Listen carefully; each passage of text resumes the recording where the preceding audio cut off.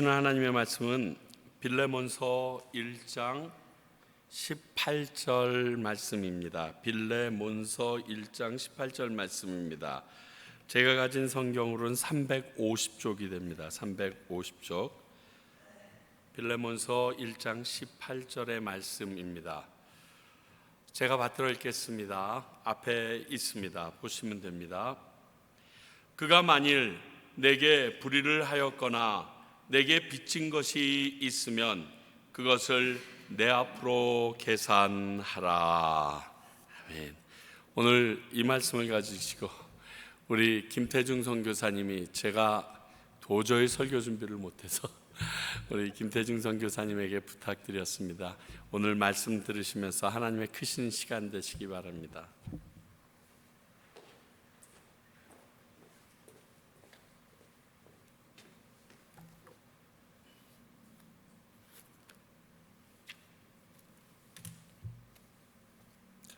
잠깐 기도하겠습니다. 아버지 고맙습니다. 감사합니다. 우리 목사님 무사히 2박 3일간의 일정을 잘 마치고 돌아올 수 있도록 은혜 베풀어 주셔서 감사하고, 이를 위해서 기도한 공동체 식구들의 기도를 하나님 들어 응답해 주시니 더욱 감사를 드립니다. 부족한 사람이 단위에 섰습니다. 하나님 은혜 주시고 능력 주시고, 이 시간 하나님의 말씀을 듣는 우리 성도들의 마음은 활짝 열어주시고 정말 원하시는 말씀만 증거될 수 있도록 그렇게 인도하실 것을 믿고 감사하며 예수님의 이름으로 기도합니다. 아멘. 예배 전에 본문을 잘못 드렸구나 하는 게 제가 발견하게 됐어요. 아침에 목사님에게 이제 연락을 받고, 저도 그때 이제 막 걷는 중이었어요. 바깥에 아침에 운동하느라고 걷는 중에 연락을 받아서 빌레몬서라고 그렇게 말씀을 드려야 되는데 그냥 카톡으로다가 빌 하고 보냈어요. 빌 118. 근데 그거는 이제 빌립보서잖아요. 그게 나중에 발견을 하게 되었어요. 하마터면 오늘 이 본문과 전혀 동떨어진 말씀을 전할 뻔했습니다. 또 오네시모에 관한 얘기예요. 목사님 또 오네시모라는 분을 이번에 올라가셔서 목사 안수 주고 내려오셨는데, 그 하 선교사님, 하덕신 선교사님 아마 제자분 같은데 거기를 갔다 오신 것 같아요. 저희는 이제 오늘 점심을 요새 우리 마리아 사모님이, 마리아 선교사님이 이게 막 공들이는 가정이 있어요. 한 가정이. 그래서 전도 대상자들인데 이분들이 점심 식사를 대접하겠다고 그래서 차마 노를 못하고 한 2주일 전에 약속을 했어요. 오늘 약속을, 점심시간 약속을 했는데 멀리 데려가시더라고요. 저희를 멀리 데려가서 점심을 먹고 바로 오는 게 아니라 또 한참 얘기를 이제 하시는 거예요. 말씀을 하기를 너무 좋아하시는데 그만하세요 할 수가 없어서 그냥 이제 마냥 듣고 있다가, 또 얘기가 다 끝난 듯 싶었더니 장소를 옮겨서 커피를 하고 마시고 가야 된다고. 그런데 그때가 벌써 한 4시 가까이 됐어요. 그래서 속으로 이제 말씀은 못 드리고 속으로 가야 되는데 이랬더니 그 형님 되시는 분이 내가 약속이 있어서 바로 가야 된다고, 안 된다고. 그래서 집에 돌아왔는데 또 너무 피곤한 거예요. 잠깐 눈을 붙인다고 그랬는데 눈을 뜨니까 6시더라고요. 그래서 부랴부랴 이제 아침에 대충 이렇게 해놓은 거 또 다시 한번 손질하고 이러고 왔습니다. 말씀 증거할 때 하나님께서 동행하시기를 정말 간절히 소망하며 말씀 함께 나누도록 하겠습니다. 오늘 주제를 속건에 대한 아버지의 마음이랬습니다. 속건이라는 말은 이제 별로 그렇게 많이 쓰이는 말은 아니에요.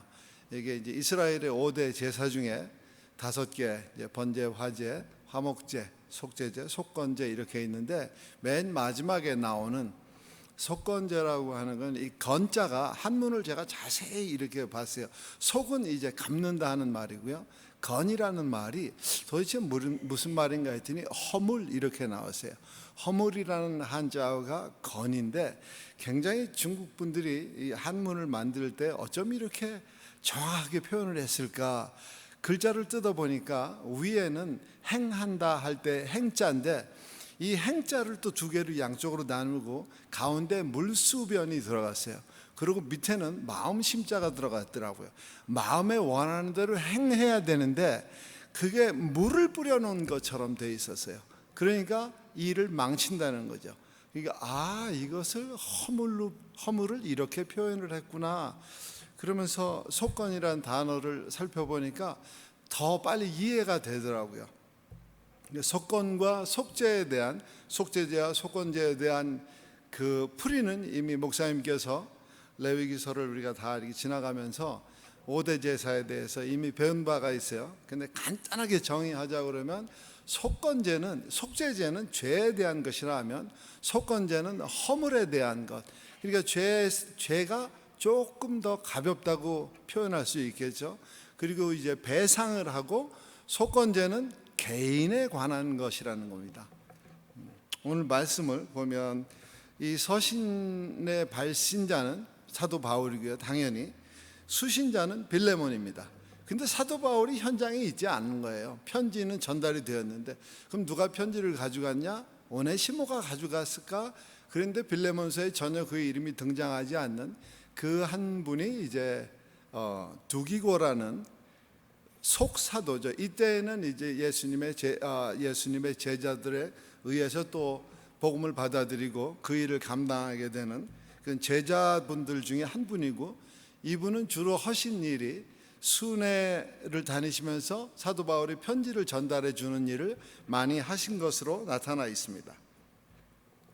빌레몬은 누군가니까 골로새 교회를 담임이라기보다는 예전에는 그런 직분이 요새는 없는데 예전에 한국 교회들 보면 영수라고 하시는 분들이 계셨어요.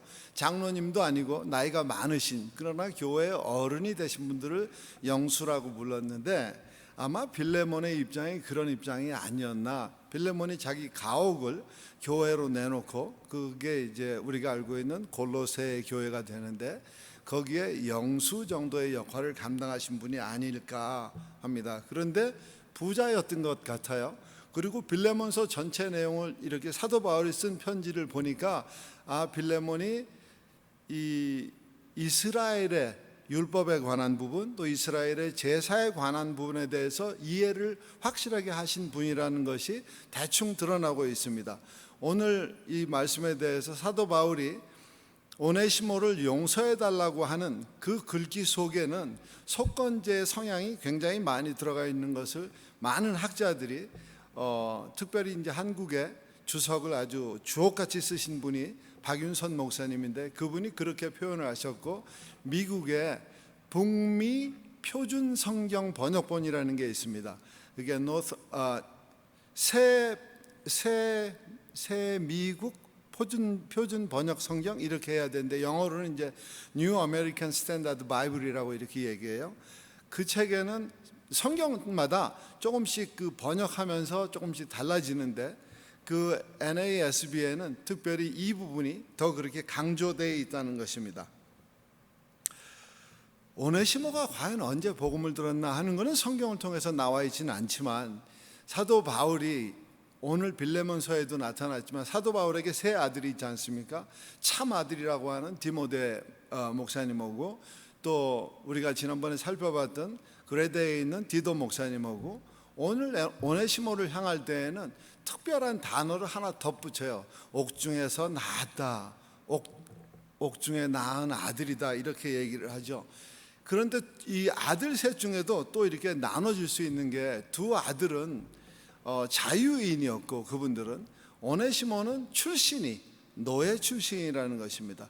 그러니까 사도 바울이 오네시모를 향한 그 마음이 얼마나 간절했을까 하는 것이고, 또 부를 때 나의 신복이다, 이렇게 신복이라는 말이 다시 한번 또 그 말을 살펴봤더니 마음 심자에 배복자를 썼더라고요. 신복, 그러니까 사도 바울의 마음을 꿰뚫어 보는 그런 동역자이고 사도 바울이 늘 필요한 것을 채워주는 그런 동역자였겠다 하는 생각을 가져보게 되었습니다. 오늘 말씀을 보면 이 빌레몬서 전체를 살펴보면 오네시모가 무슨 잘못을 저질렀는지에 대해서는 기록되어 있지 않습니다. 그러나 이제 추측해 보건대 그가 빌레몬에게, 자기 주인에게 어떤 재산상의 손해를 입히지 않았을까? 왜냐하면 속건에 대한 말씀은 허물을, 죄가 아니라 허물을 얘기하는 것이기 때문에 그러지 않았을까 하는 것이 이제 많은 학자들이 얘기하는 것이고요. 오네시모 자체가 사라진 그 모습으로도 이미 빌레몬에게는 재산상의 손해를 입혔죠. 노예 한 사람의 값이 얼마인지 확실치는 않지만 오네시모 정도의 사람이라면 머리도 좋고 체력도 건장하고 이분이 사도 바울을 섬기기를 마치 친아들처럼 섬겼다 하면 값어치는 굉장했을 것 같아요. 늘 빌레몬이 어디를 여행하거나 먼 길을 떠날 때 늘 동행한 사람이 아니었을까, 그런 추측도 해보게 됩니다. 그러니까 빌레몬에게 입힌 그 손해는 엄청나지 않을까 하는 것입니다. 우리가 사람을 이제 비즈니스 하시는 분들에게는 사람을 이렇게 중요하게 사용되어지는 사람이 어느 날 갑자기 소식도 없이 하루 펑크를 내면 참 난감하지 않습니까? 그런데 하루가 아니라 아예 종적을 감춰버리고 그러다가 어느 날 갑자기 사도 바울이 두기고와 오네시모를 보내면서 편지 한 장을 달랑 보내는, 충격이었을 거예요. 빌레몬에게는 그 편지를 읽어 내려가면서 이제 마음의 분함을 사도 바울의 편지로 좀 삭히며 어떻게 하면 용서를 해줄 수 있는가 하는 것을 그 노인이 다 된, 근데 실상은 사도 바울의 그때의 나이가 50대 초반에서 중반 사이로 보면 가장 적절하다고 그렇게 학자들은 말씀하고 있습니다. 요새는 청년에 해당되죠. 그 나이면.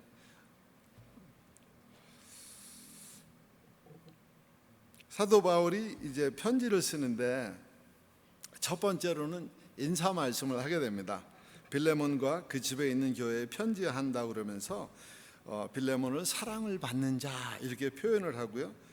그 가정과 그 집에서 모이는 골로새 교회에 안부를 물으면서 편지를 시작해요. 그러면서 툭 던지는 말이 이제 빌레몬을 엄청 칭찬하게 됩니다. 보통 누구에게 어떤 청탁을 하거나 부탁을 할 때 일단은 좋은 말로 마음을 이렇게 풀어주게 되면 웬만한 청탁은 거의 다 들어주게 되지 않을까 하는 생각을 사도 바울도 가지셨던 것 같아요. 그럼 내가 두 가지를 들었는데, 하나는 빌레몬 당신이 예수 그리스도를 향한 빌레몬의 사랑과 믿음, 이거 확실한 예수쟁이라는 것에 대한 그 칭찬을 하게 되고요. 6절에는 모든 성도를 향한 빌레몬의 사랑과 믿음에 대해서 칭찬을 하게 됩니다. 이 칭찬을 통하여서 바울은 이런 빌레몬의 그 마음씨가 오네시모에 대한 그 분한 마음, 좀 노한 마음이 진정되고 오네시모의 일에도 그러한 마음이 반영되기를 바랬다고 볼 수 있을 것입니다. 두 번째로는 이제 오늘 주제인데요. 속건에 대한 아버지의 마음, 이렇게 했어요. 오네시모를 위한 간구인데 8절로 9절에 보면 내가 그리스도 안에서, 그러면서 말을 이어가길 노인의 간구라 이렇게 얘기합니다. 나이 드신 분이 청탁하고, 더구나 빌레몬에게는 사도 바울이 대스승 아니겠습니까? 그분을 통하여서 복음을 들었고 이제 복음을 들은 그 일이 집으로 돌아오자마자 집을 열어서 교회로 사용하게 되었고, 바울은 사도로서의 그 영적인 권위로 오네시모의 일을 빌레몬에게 강력하게 요구할 수 있어요. 형제를 사랑하라. 형제를 사랑하지 않는 자는 마치 나가라 불림받는 그러한 일도 또 증거로 내세우면서, 예수님이 하신 말씀을 증거로 내세우면서 강력하게 요구할 수도 있지만 빌레몬의 그 아주 자발적인 결단을 요구하고 또 호소하고 있습니다.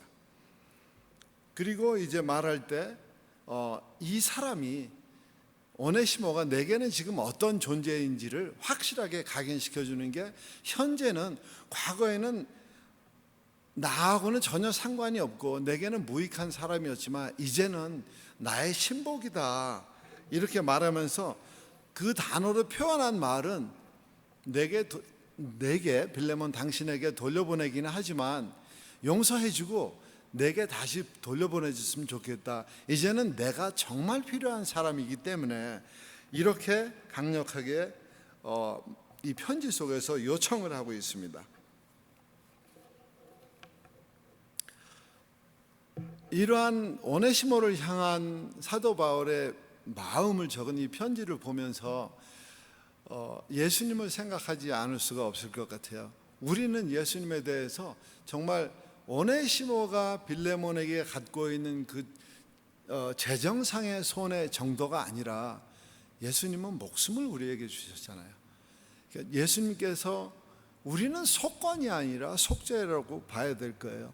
예수님께서 희생제물로 십자가에서 그렇게 돌아가시고 물과 피를 다 쏟으시고, 이제 우리가 사는 것은 예수님의 그 보혈의 공로를 의지하면서 살아가는데, 오늘의 바울의 행보를 보니까 예수님의 행보랑 어떻게 그렇게 닮았는지, 또 우리에게 주는 이 말씀을 통해서 이게 빌레몬에게 주는 말씀이 아니라 오늘을 사는 우리에게도 동일한 말씀을 주는 것 같아요.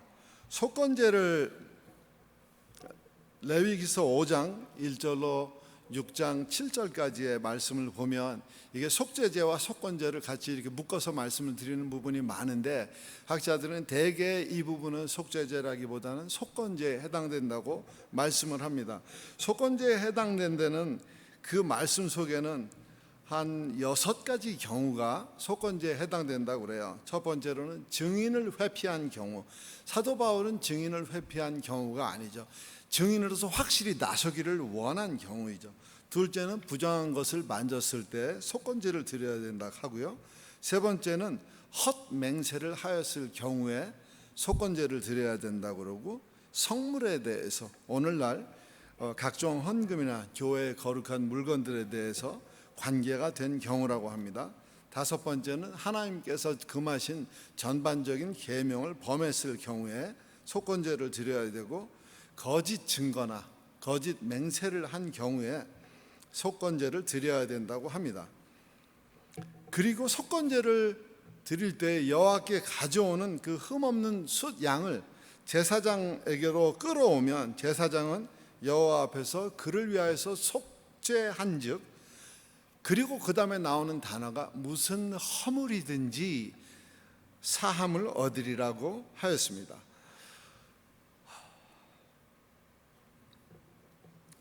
우리의 속건 제물이 되신 예수 그리스도로 인해서 우리는 더 이상 그 죄의 형벌과 또 죄로부터 오는 어떤 공포, 죄로부터 오는 어떤 속박에서 이제 완전하게 자유케 되었다는 것입니다. 오네시모를 향한 사도 바울의 마음은 빌레몬에게 동일한 것을 요청하는 것으로 보게 됩니다. 사실은 빌레몬도 바울에게 빚을 지고 있다고 그 다음 구절에는 얘기하고 있습니다. 바울은 내가 이것을 계산할게. 그런데 너도 나한테 빚을 지고 있지 않니? 이 빚은 복음의 빚, 영적인 빚을 사도 바울은 얘기하고 있습니다. 빌레몬은 바울을 통해서 그리스도인이 되었다고 하는 것입니다. 그리고 바울은 빌레몬이 자신의 이 요청을 반드시 확실하게 받아줄 것을 확신하고 있었습니다.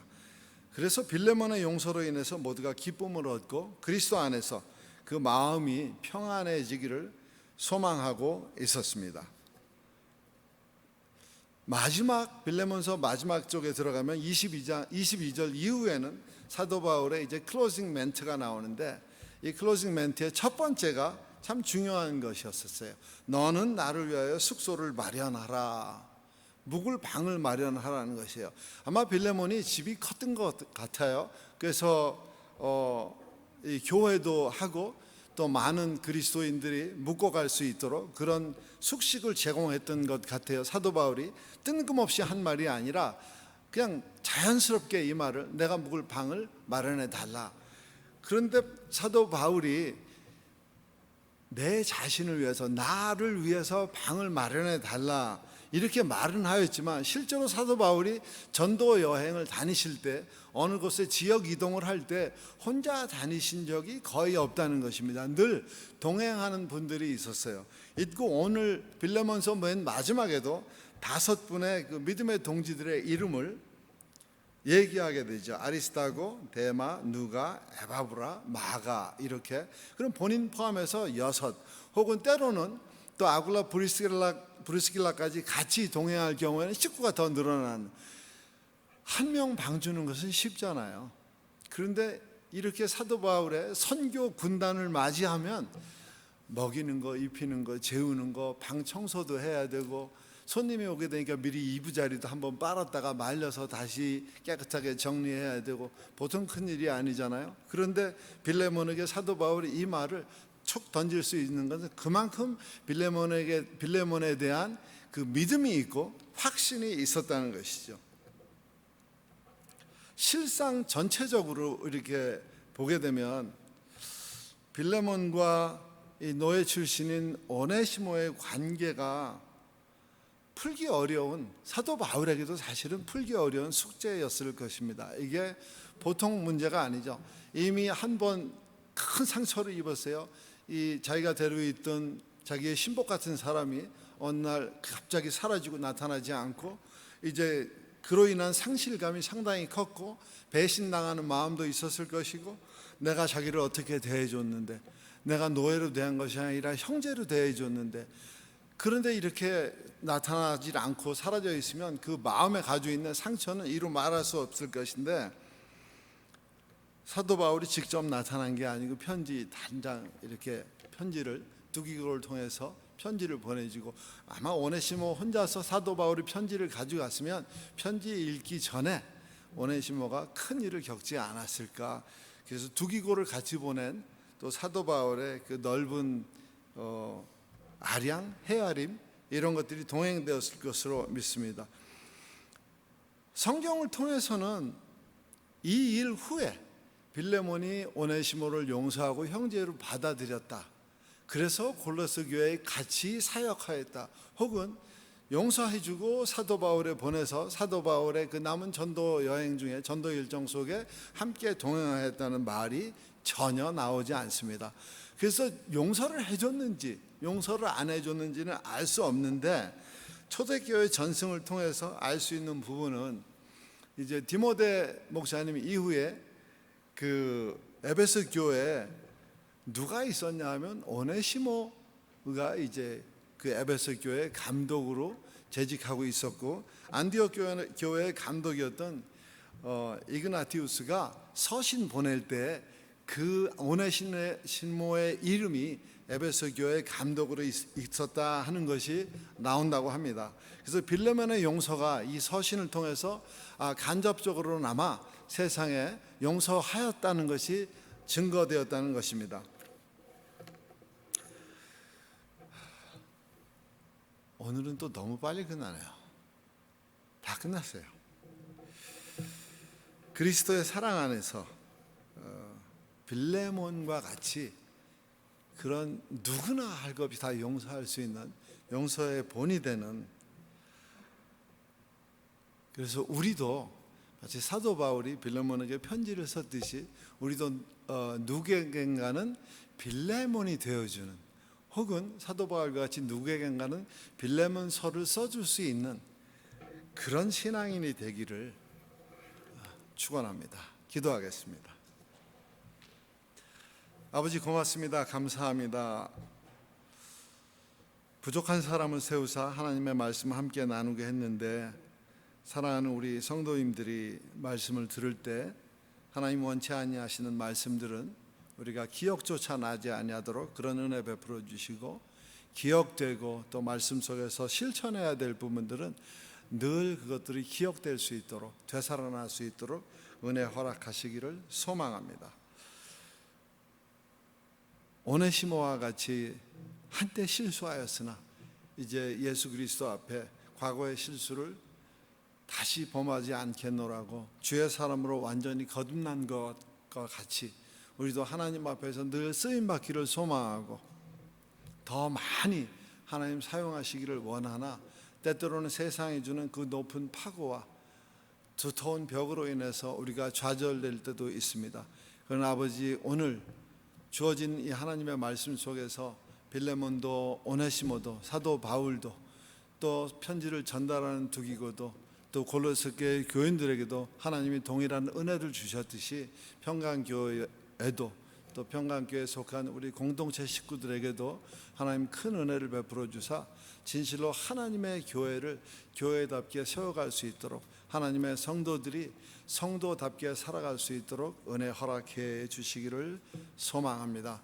아버지, 오늘도 교회를 나오기를 사모하나 또 외국에 출장 중이신, 외국에 나가 계신 성도님들이나 또 아버지 사정과 형편이 여의치 못해서 함께하지 못한 하나님의 사랑하는 우리 공동체 식구들 어느 곳에 있든지 이곳이 기억나게 하시고, 아버지 오늘 주신 말씀이 방송을 통해서라도 들을 때 진실로 하나님의 말씀을 통해서 위로받아야 될 부분들은 위로받게 하시고, 더 힘을 내야 될 부분들에게는 힘을 낼 수 있는 은혜도 허락해 주실 것을 소망합니다.